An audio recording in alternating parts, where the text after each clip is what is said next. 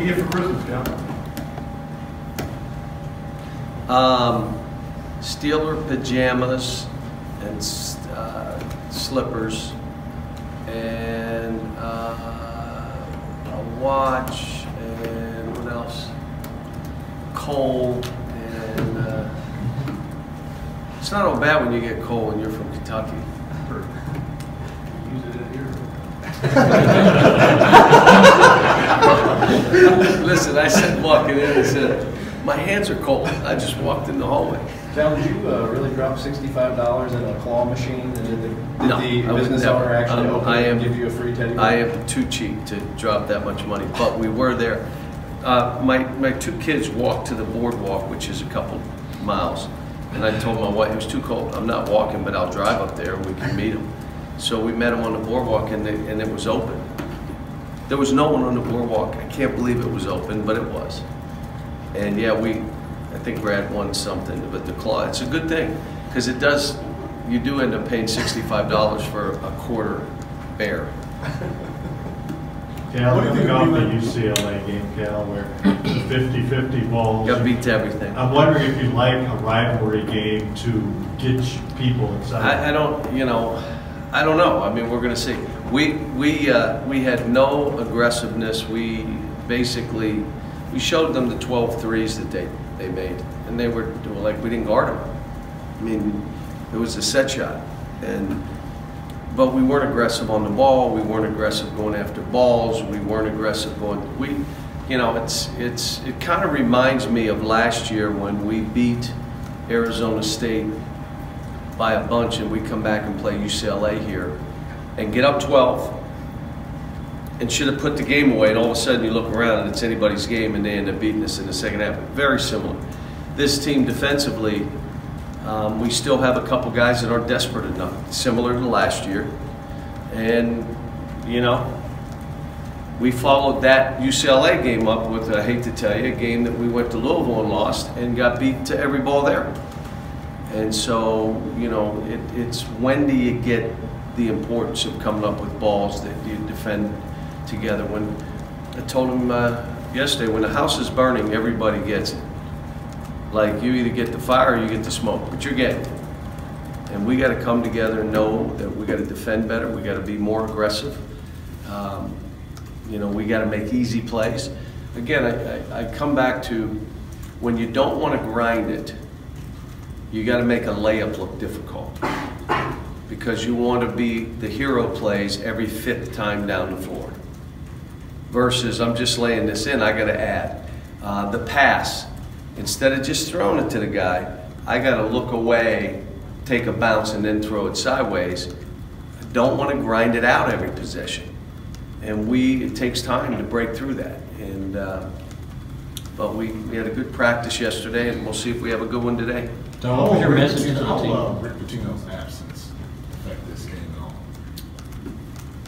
I don't think my guys, one way or another, so for us, it'll be, you're playing a game after a loss. You're playing a game after Christmas. Let's see how we perform.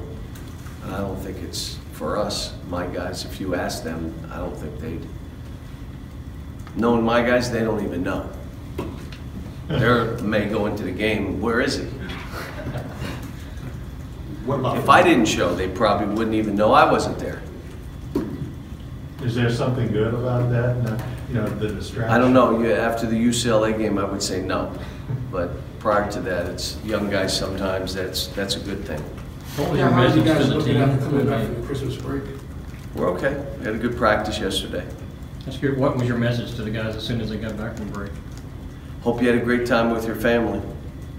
And now we get back to work. Let's get better. Told them I wasn't mad about the game. I don't think in those terms. I'm not angry with anybody. I'm not mad. My thing is, how do I get them to play different? And if they're unaggressive, then I created a culture that was unaggressive. If they're not beating anybody to 50-50 balls, that is a culture that's been created. Well, that's my job, to change that culture and get them back to being aggressive and attacking and being a scrap kind of game. And sometimes it's one after the other. The other thing is, I thought, you win some games, then you get arrogant and you revert back. And so those are all things that I've got to keep in check. And I told him, I'm not mad. I'm asking questions of myself. Are you asking questions of yourself?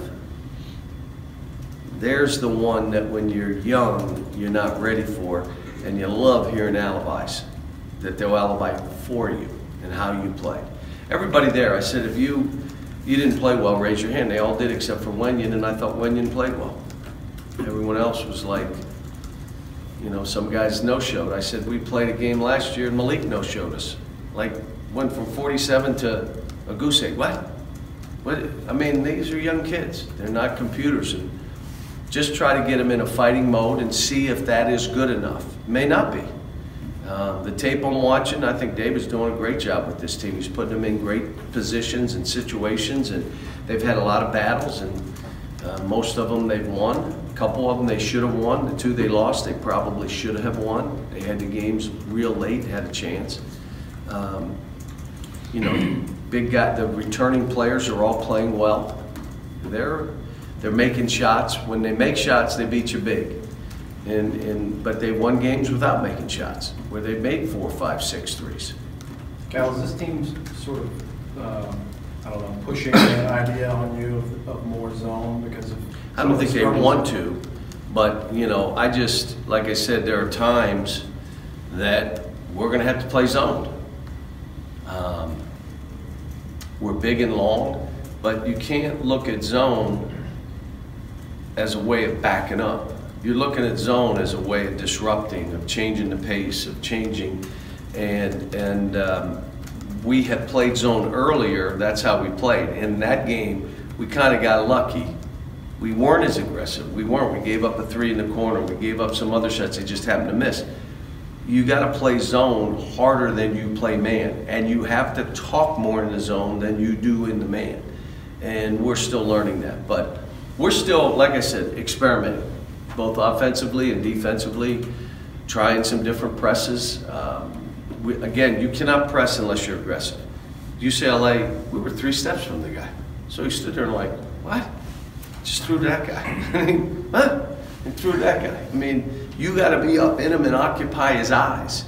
You got to occupy the guy's eyes so he's not looking around. These guys were like, who?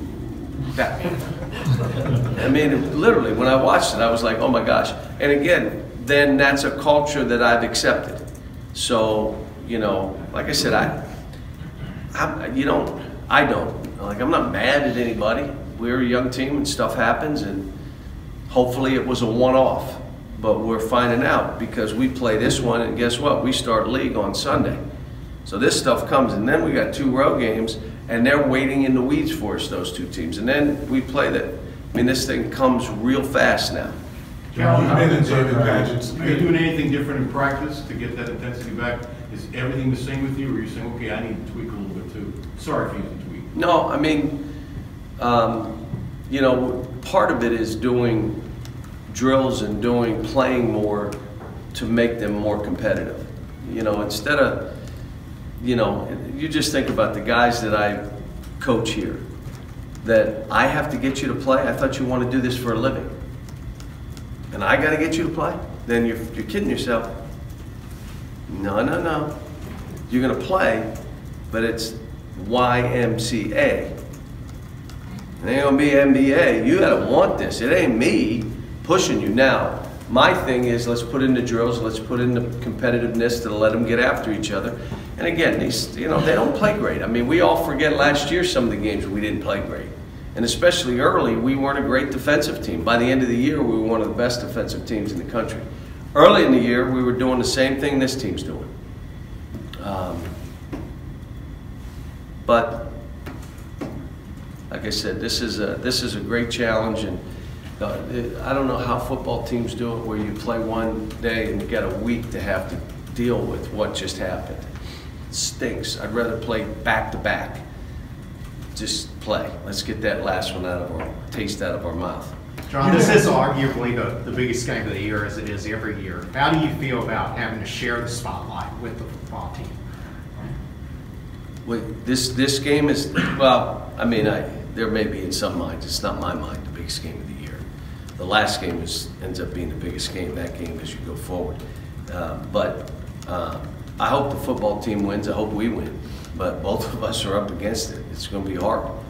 And I'm happy for what they've been able to do. I think it's a great bowl, and it's great for our fans. That we're playing on the same day. I mean, I guess we had to do it. Didn't know what was going to happen with football and where the bowl would fall. So you just put a schedule together and it happened to fall there. But, you know, I'm excited for Mark and what he's done. I'm excited for recruiting. I'm happy that they had an early signing period where they could get some guys in check and know who they're going to have, which is a big deal. Couple more guys. John, if you play zone, how concerned are you about defensive rebounding out of zone? Well, you should be fine because you're rebounding areas. What happened in the last game, again, a couple balls went back toward where the guards should have been, and our guards weren't there. They were out of position. But we should be because of our length. But again, we're playing a team that really goes after the glass, and they're long. They're big as we are. They're as long as we are. John, what's the latest on Jared Vanderbilt? How's he doing? Hadn't started practicing, so yeah, I think I saw that he was working out individually. But he has not started. Haven't asked him. We'll see if when he is going to be capable of doing that. David Patterson in his first Louisville, Kentucky game, and you've been there as first year head coach here. What was that moment like, your first Louisville, Kentucky game? Oh, that was a long time ago. Was it our place or at their place? Here. I think it was Here, yeah, sir. Eric Bledsoe, they tried to push him around, and you said, don't try to push her. Yeah. That's not the good guy to push around. You know, the one thing you found out in that game, you're not intimidating. You're not going to intimidate us, and we're not trying to intimidate you. It's not how I coach, but that wasn't working. And it became two teams fighting like crazy, and every game has been a great game. You know, two scrappy teams that are playing, and you know, it's always a good game. How impressed are you with Louisville in terms of how things have had to come together for them with the absence of Patino, Patrick having taken over their record? How impressed are you? No, I am. I think David's done a great job. You know, they're pressing. They're doing some of the things that he's learned. Some of the zone stuff is the same. They're pressing at times out of it. Some of the man stuff is the same, but some of it's his own. And some of the stuff that he's using is really creative stuff. It's good, and it plays to his team. So, yeah, I think he's doing a good job. Really do. All right, folks, thanks.